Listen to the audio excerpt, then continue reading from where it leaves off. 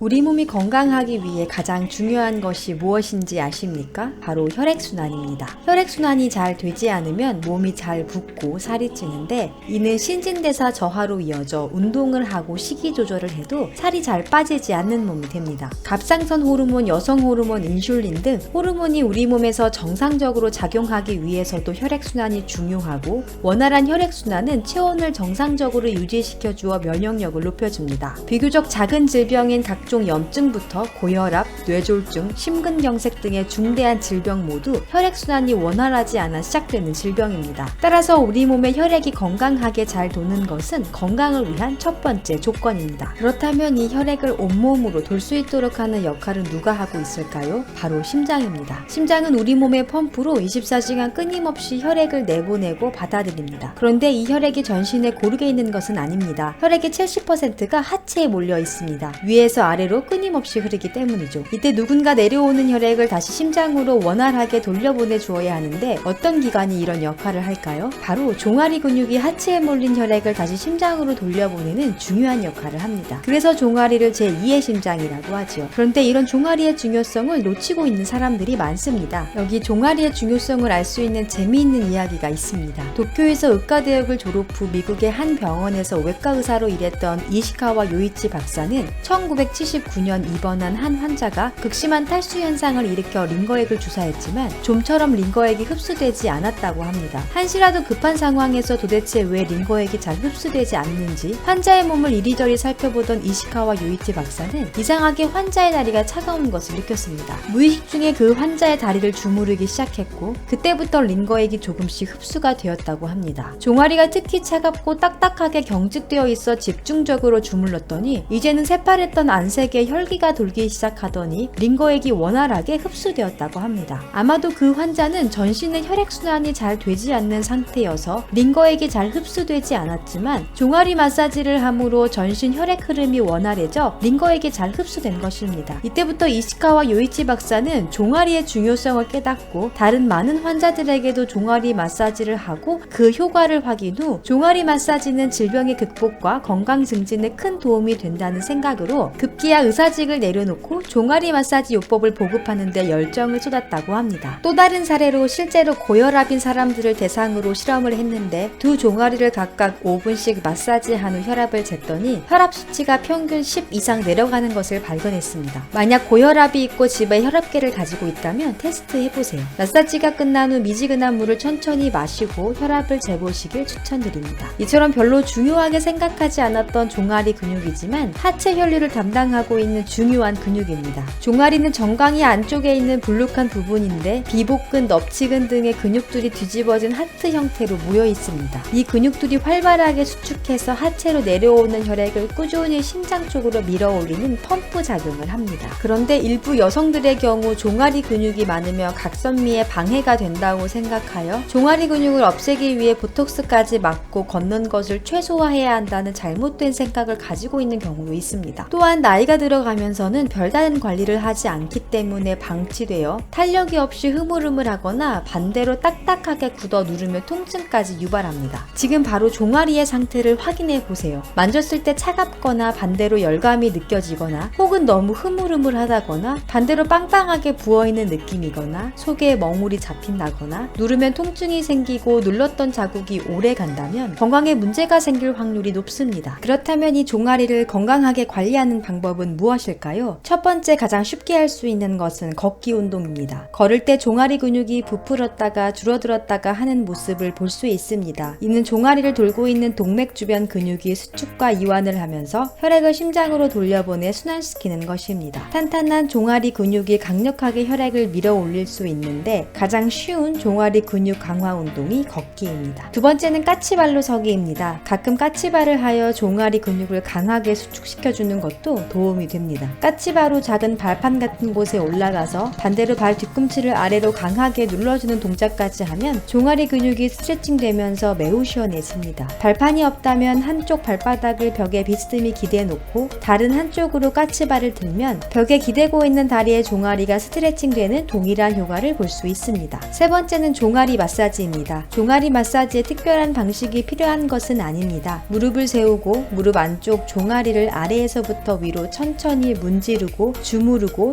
두드려주면 됩니다. 양 엄지손가락을 겹쳐서 발목부터 천천히 누르며 올라오다가 특히 종아리 중간 부분은 조금 더 강하게 눌러줍니다. 이렇게 종아리 마사지가 끝났다면 종아리 바깥쪽과 안쪽도 천천히 눌러줍니다. 최소 3분에서 5분 정도 양쪽 종아리를 마사지하고 다리를 쭉 펴서 아킬레스건과 종아리 근육을 늘려주며 마무리합니다. 특히 잠자기 전에 시행해주면 편안한 숙면과 다음날 아침 더 상쾌하게 일어나는 놀라운 경험을 할 수 있습니다. 네 번째는 족욕입니다. 발을 따뜻한 물에 담그면 그 즉시 몸의 체온이 서서히 올라갑니다. 또한 하체 혈류 흐름이 원활해져 전신 혈액순환에 도움이 됩니다. 종아리 마사지 전이나 후에 시행하면 완벽한 조합이 되겠네요. 참고로 이러한 종아리 운동과 마사지는 탄력 있는 종아리 근육을 만들어 주어 오히려 늘씬한 각선미를 만들어 주니 혹시라도 종아리 근육이 커지지 않을까 하는 걱정은 접어두셔도 됩니다. 오늘은 종아리 근육을 통해 전신의 혈액순환을 원활하게 하여 건강을 지킬 수 있는 방법에 대해 알아보았습니다. 도움이 되셨다면 구독과 좋아요 부탁드리며 다음에는 더 좋은 내용으로 찾아오겠습니다. 건강한 다이어트와 예쁜 바디라인을 위해 오늘도 행복하세요.